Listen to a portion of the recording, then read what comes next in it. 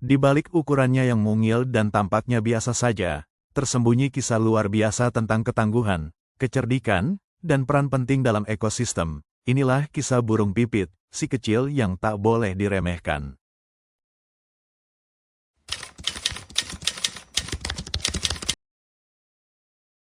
Burung pipit adalah kelompok burung kecil dari keluarga Passeridae. Ada puluhan spesies pipit yang tersebar di seluruh dunia, dengan ciri khas tubuh kecil, paruh pendek, dan suara kicauan merdu. Pipit hidup berkelompok, mudah ditemukan di pedesaan dan kota. Pipit rumah, Passer domesticus, adalah yang paling umum dijumpai dan telah hidup berdampingan dengan manusia sejak ribuan tahun lalu.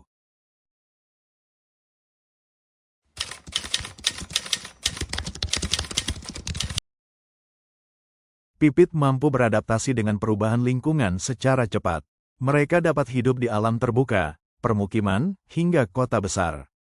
Paruh mereka sangat efisien untuk memakan biji-bijian kecil, namun juga bisa digunakan untuk menangkap serangga.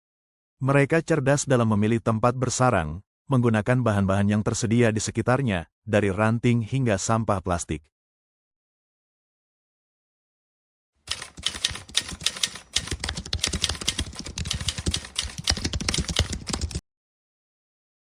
Pipit berkembang biak dengan cepat.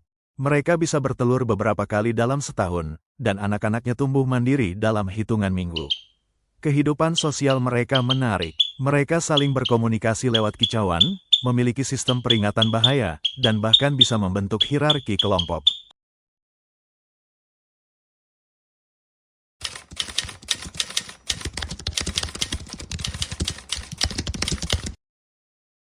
Burung pipit memiliki peran vital dalam menjaga keseimbangan alam.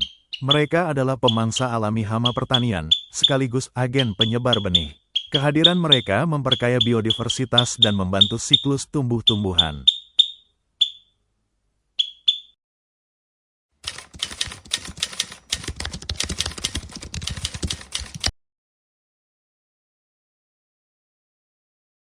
Burung pipit bukan hanya makhluk kecil yang hidup berdampingan dengan manusia, tetapi juga memiliki makna kultural yang mendalam di berbagai belahan dunia.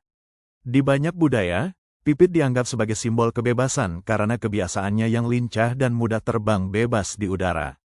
Namun, lebih dari itu, burung kecil ini juga melambangkan kesetiaan dan harapan. Di Jepang, misalnya, dalam cerita rakyat tradisional, burung pipit sering digambarkan sebagai makhluk yang setia dan penuh keberanian, mampu menghadapi bahaya demi menjaga kelompoknya. Mereka juga sering muncul dalam seni ukiyo-e sebagai simbol keindahan kehidupan sehari-hari. Di Eropa, sejak abad pertengahan, pipit hadir dalam puisi dan lagu rakyat sebagai simbol kerendahan hati dan kehidupan sederhana yang penuh makna. Banyak pelukis dan penulis menjadikan burung pipit sebagai lambang kehangatan rumah dan kedamaian.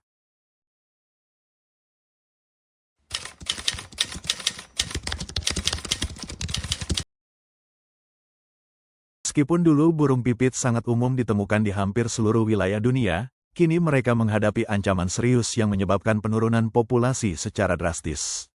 Menurut laporan BirdLife International dan Royal Society for the Protection of Birds, RSPB, sejak tahun 1970-an, populasi pipit rumah, Passer domesticus, di Eropa dan Amerika Utara menurun hingga 50–70%.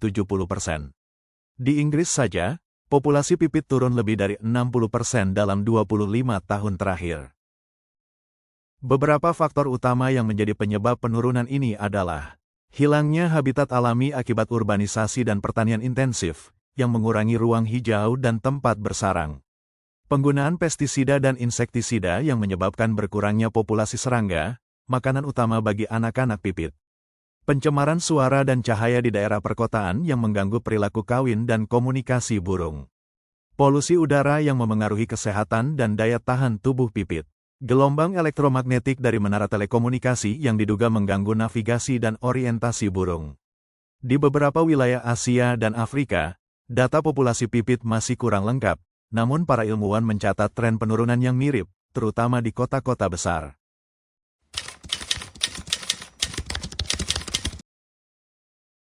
Di banyak wilayah agraris, burung pipit kerap dianggap sebagai hama yang merugikan petani, terutama saat musim panen padi dan biji-bijian. Hal ini menyebabkan munculnya tindakan pengusiran bahkan pembasmian massal. Di beberapa daerah, jaring dipasang di sawah, dan burung-burung pipit dijual di pasar untuk dikonsumsi atau dilepaskan dalam upacara keagamaan. Namun, riset ekologis menunjukkan bahwa kerusakan yang ditimbulkan pipit jauh lebih kecil dibanding manfaatnya sebagai pengendali hama alami. Konflik ini mencerminkan ketidakseimbangan hubungan manusia dan alam, di mana persepsi dan kebutuhan ekonomi sering berbenturan dengan konservasi. Solusinya bukan pada pembasmian, tetapi pada edukasi, pemanfaatan teknologi pertanian yang ramah satwa, serta pendekatan kolaboratif antara petani dan pemerhati lingkungan.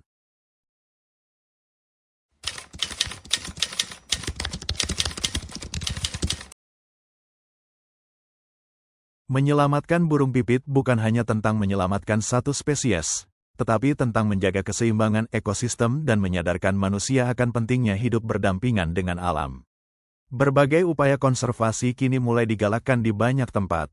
Di kota-kota besar seperti Jakarta, Delhi, dan London, komunitas pencinta burung membangun rumah-rumah burung dari bahan daur ulang dan menanam tanaman lokal untuk menyediakan pakan alami. Sekolah-sekolah juga memainkan peran penting. Program edukasi berbasis alam mulai diperkenalkan, mengajak siswa mengamati burung di lingkungan sekitar, memahami rantai makanan, serta membuat proyek konservasi sederhana. Inisiatif seperti Save the Sparrows di India, Sahabat Pipit di Indonesia, dan program House Sparrow Recovery di Eropa menjadi contoh bahwa kolaborasi antara warga, pemerintah, dan ilmuwan bisa memberikan dampak nyata.